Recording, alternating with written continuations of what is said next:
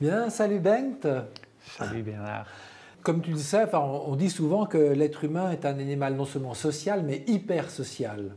Donc il se compare continuellement à ses semblables. Alors, il suffit de regarder une cour de récréation d'ailleurs pour le voir, hein, dès le plus jeune âge. Et nos semblables nous envoient 1000 injonctions normatives, explicites ou implicites. Et puis l'État y ajoute encore une couche en général, hein. Et c'est notamment ce qu'on observe pour la santé. D'un côté, il est question de ne plus rembourser ceux qui adoptent des conduites à risque pour leur santé. Et d'un autre côté, les normes foisonnent du nombre de pas à faire par jour, du nombre de verres permis par jour. Et donc, il y a une sorte d'appel constant à notre responsabilité.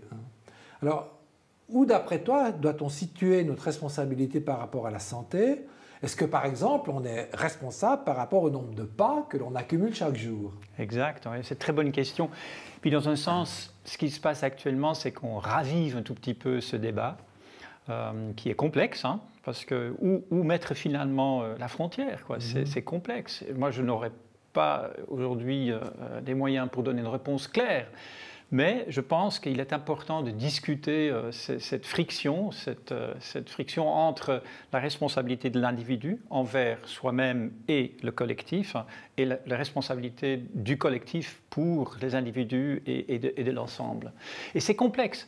Dans un sens, l'État a le devoir de s'occuper de ses citoyens. Devoir aussi de promouvoir la santé de ses citoyens pour que les citoyens vont bien, que le bien-être est promu. D'autre côté, il faut aussi que l'individu soit amené à se comporter de façon salutaire, quoi, en prenant bien soin de soi. Mais qu'en est-il du choix pour choisir un comportement sain? C'est là où ça devient complexe. Parce que la vision libérale aujourd'hui, c'est que c'est la responsabilité de l'individu. S'il a un problème de santé qui est en lien avec le comportement, voilà, c'est de sa faute, qu'il paye la facture. Le problème, c'est que le comportement, c'est quelque chose qui est très complexe. Ce n'est pas uniquement juste le choix. La liberté de faire le bon choix n'existe pas vraiment.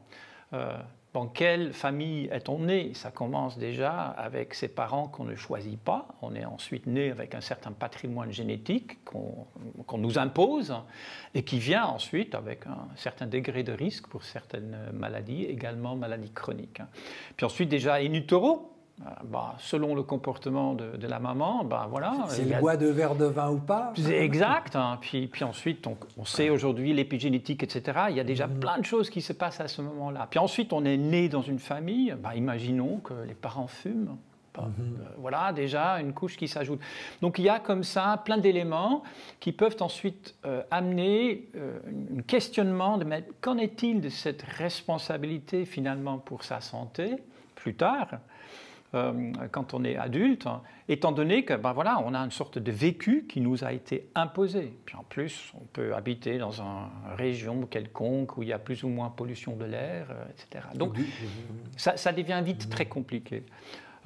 Pour donner un exemple très clair, c'est la fumée, le tabagisme, quoi. C'est une des substances les plus addictogènes qu'on connaît, la nicotine.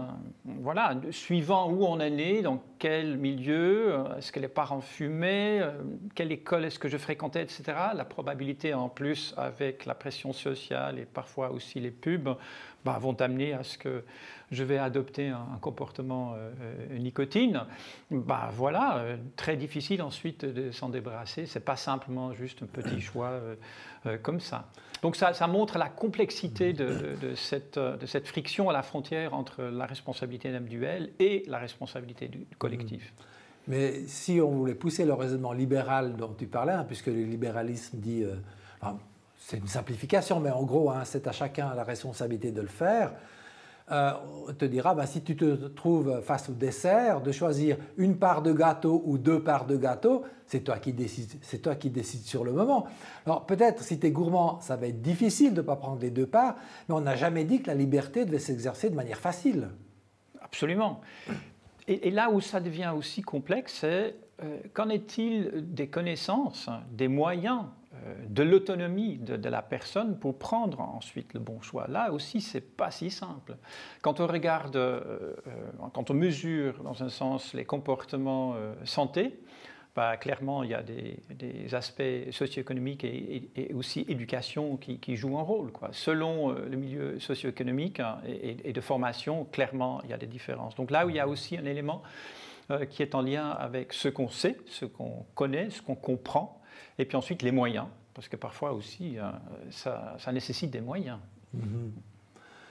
Quand tu parles, enfin, c'est vrai, on a parlé de responsabilité de manière un peu générale par rapport à sa santé, mais on pourrait se dire, est-ce que ma responsabilité, admettons, de faire X 1000 pas par jour, si je ressens une responsabilité de me maintenir en bonne santé, est-ce que c'est une responsabilité vis-à-vis de moi-même ou vis-à-vis des autres? Ben les deux. Hein. Là, il y a de nouveau un champ où il y a un peu de friction. J'ai une certaine responsabilité envers moi-même pour faire en sorte que je reste en bonne santé. C'est mieux pour moi. Mon degré de bien-être va en être augmenté. Mais j'ai aussi une responsabilité envers le collectif. Si je ne suis pas malade, je coûte moins au collectif. Le collectif doit moins investir pour s'occuper de moi avec ma maladie. Donc là également, j'ai une responsabilité envers le collectif. Mais dans certaines, dans des discussions chez les philosophes moraux, hein, il y a un grand débat pour savoir si il existe des devoirs envers soi-même, des devoirs moraux, ou si on a seulement des devoirs moraux envers autrui. Alors, si on parle de responsabilité de sa santé par rapport à soi, ça voudrait dire qu'on a des devoirs moraux vis-à-vis de soi-même. Est-ce que c'est ce que tu penses ? Non, je pense que c'est indissociable les deux. Je pense que quand ces philosophes-là, je suis le raisonnement, mais je ne suis pas tout à fait d'accord, parce que je crois que l'humain, on ne peut pas le dissocier du collectif. On est le collectif. On est un individu, mais on est dans un collectif, et seul, on n'existe pas, quoi. C'est notre espèce. On est une espèce vraiment résolument sociale, et on dépend énormément de l'autre, de l'autrui, et on ne peut donc pas dissocier.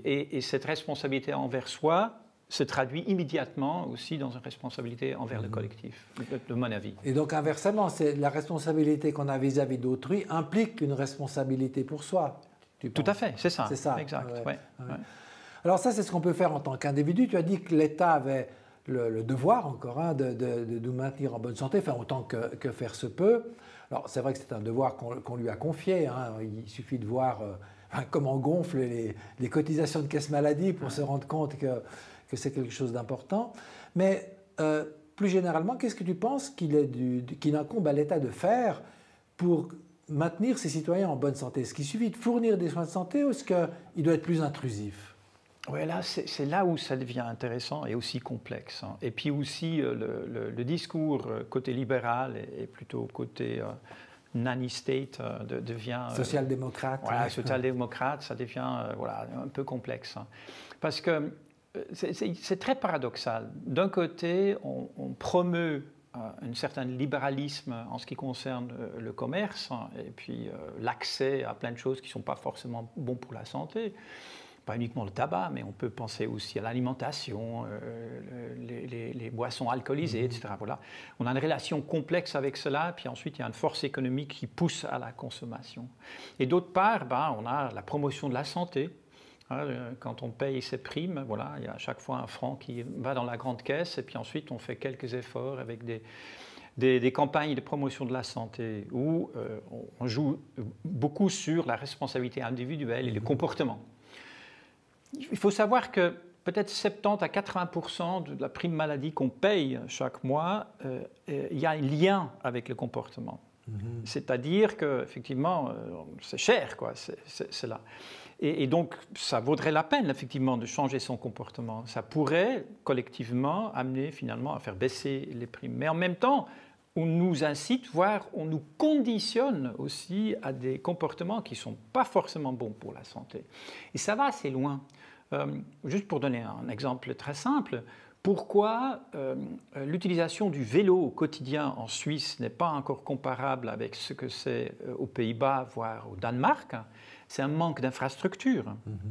Il faut adapter l'infrastructure pour rendre possible de se mouvoir en sécurité avec un vélo, ce qui amène ensuite plein de bénéfices secondaires en termes de santé pour l'individu, mais également en ce qui concerne le coût de la santé collectif, etc. C'est un exemple où l'État fait défaut, dans un sens. L'État devrait faire en sorte à ce que l'environnement au sens large soit compatible avec une adoption d'un comportement santé au quotidien sans que les citoyens s'en vraiment rendent compte, quoi.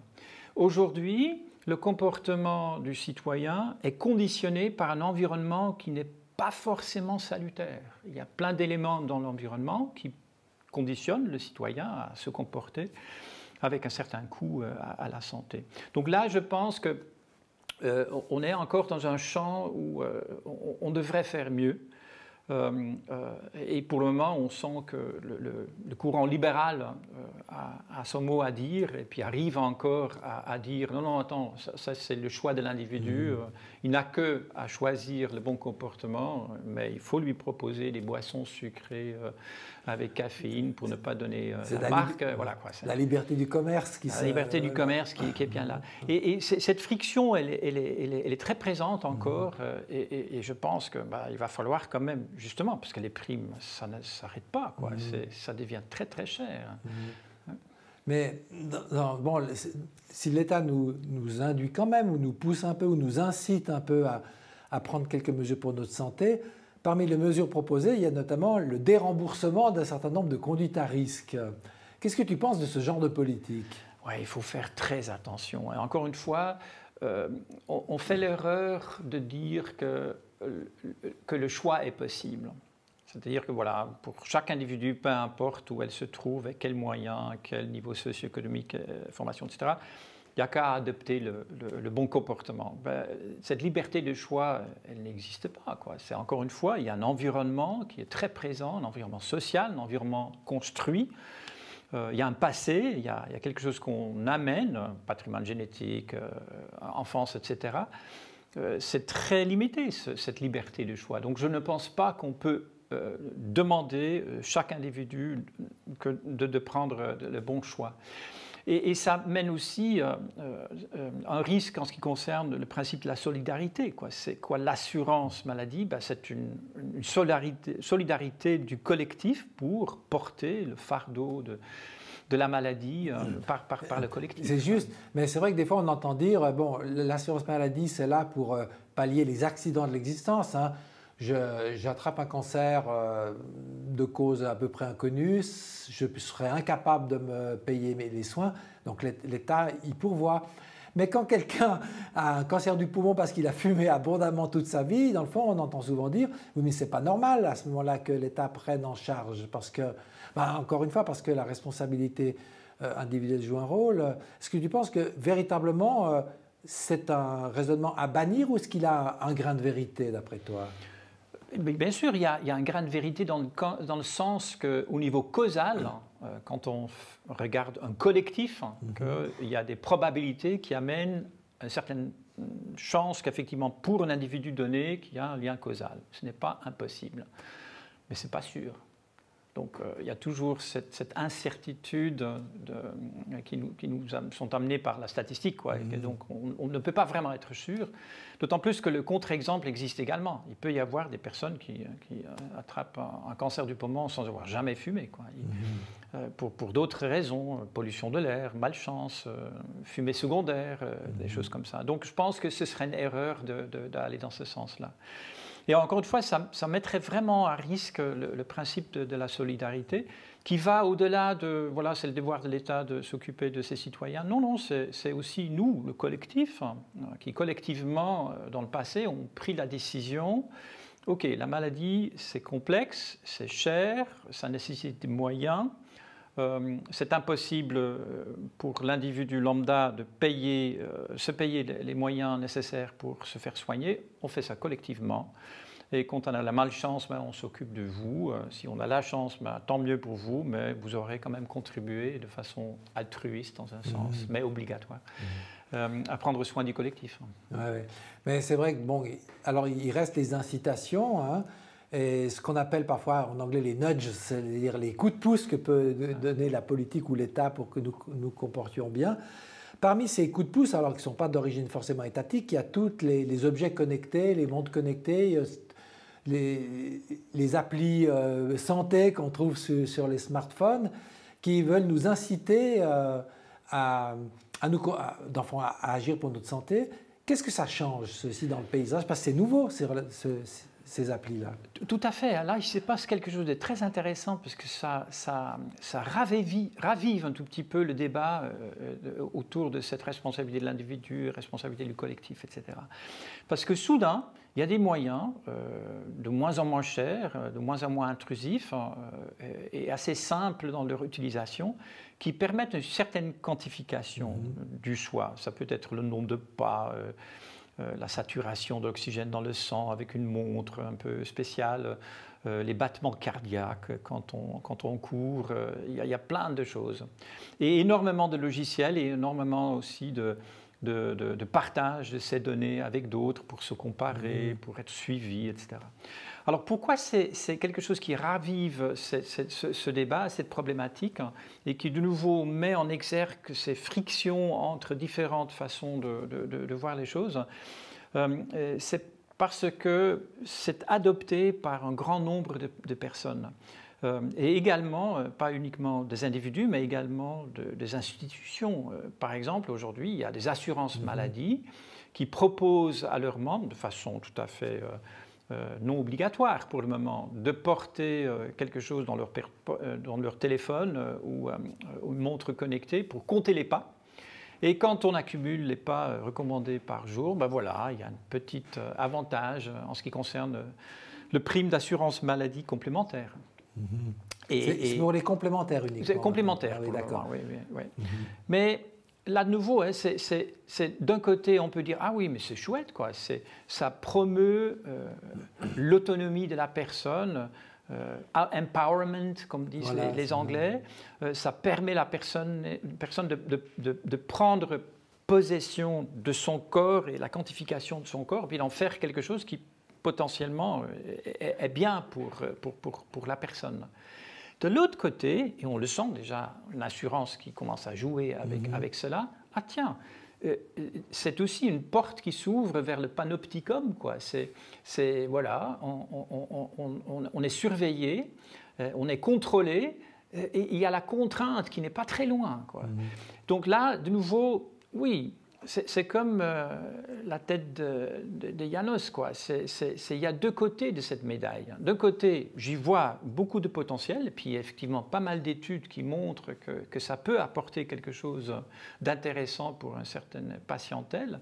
De l'autre côté, je ne sais pas, on n'a que regarder ce qui se passe actuellement en Chine avec le crédit social, l'observation avec des caméras tout azimut, et puis ensuite un certain devoir de se comporter d'une certaine manière.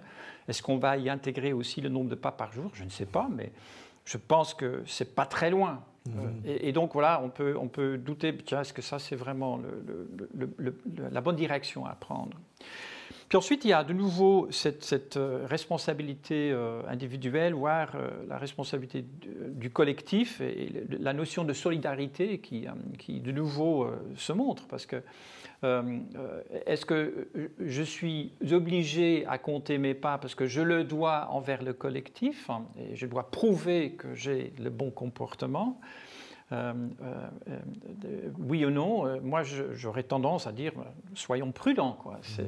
Pourquoi pas, mais pas de façon à amener cette surveillance, ce contrôle. Et finalement, il y a aussi encore un autre élément intéressant, c'est qu'il y a certaines personnes qui ont tendance, peut-être par manque de compréhension en profondeur, de prendre trop au sérieux ces données.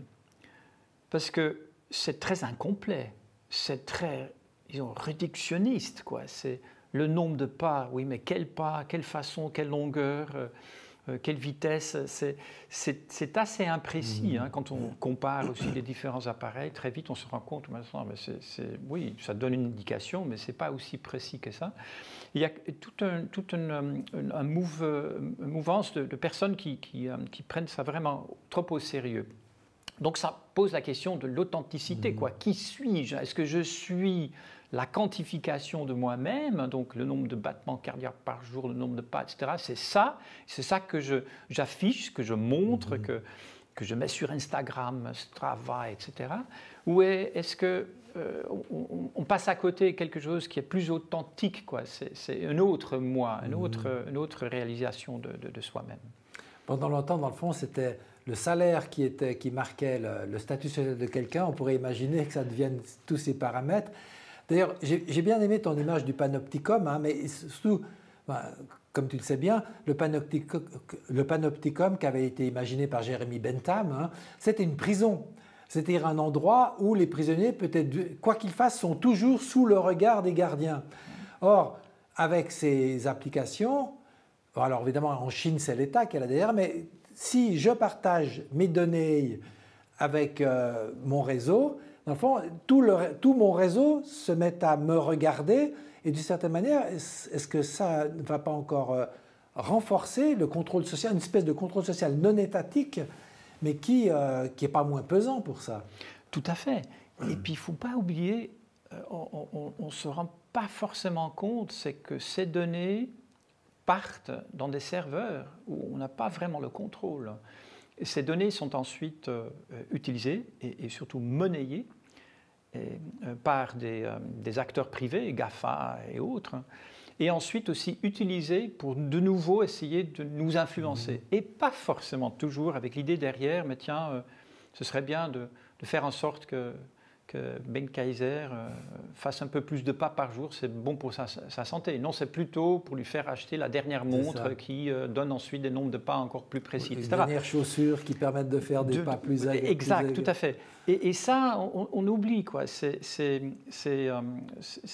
Aujourd'hui, on est confronté à quelque chose qui est nouveau, et puis on se bat avec cela. Encore une fois, je pense que les technologies apportent plein de biens, mais aussi plein de risques. Et on commence à se rendre compte de ces risques. Il va falloir effectivement saisir ces risques et essayer de les contrôler. Il y a des très bonnes initiatives qui sont en cours, notamment en Europe. La Commission européenne s'est emparée de la problématique des nouvelles technologies et essaye de venir avec des propositions et des stratégies. Je pense que c'est nécessaire parce qu'aujourd'hui, on sent effectivement que, oui, il y a beaucoup de promesses qui pourraient aussi se solder dans du bon, du bien pour l'individu et les collectifs, mais il y a aussi des risques qu'il va falloir essayer de les gérer. Oui, oui. Ok, bon, j'aimerais peut-être te poser une dernière question concernant justement l'usage de ces dispositifs, parce que dans le fond, comme tu dis, on quantifie notre corps. Donc, d'une certaine manière, est-ce que l'ensemble des paramètres que j'ai sur moi-même ne va pas, disons, favoriser une espèce de culte du corps ou introduire une nouvelle façon de se rapporter à son corps? Oui, oui, tout à fait. C'est tout à fait le cas. Disons, ça renforce cela. Et ça amène aussi une autre dynamique en clinique. Aujourd'hui, le patient est amené à s'informer sur le web et se forme, s'instruit et se mesure et peut aussi arriver à la consultation en disant voilà ce que j'ai compris en lisant sur le web, voilà mes nombres de pas, voilà ma saturation la nuit, vous voyez que je fais bien des dips, j'ai peut-être un problème de sommeil. Et donc voilà, ça amène aussi une autre dynamique au niveau de la clinique. Là, de nouveau, je pense qu'il y a du bien. Le fait que le patient, disons, s'approprie sa maladie au lieu, dans l'ancien modèle patriarcal, d'amener sa maladie et la poser sur la table, docteur, occupez-vous de ma maladie. Aujourd'hui, cette tendance à vouloir, disons, partager cette responsabilité est intéressante, mais amène tout à fait une autre dynamique. D'accord, merci beaucoup Ben d'avoir répondu à mes questions.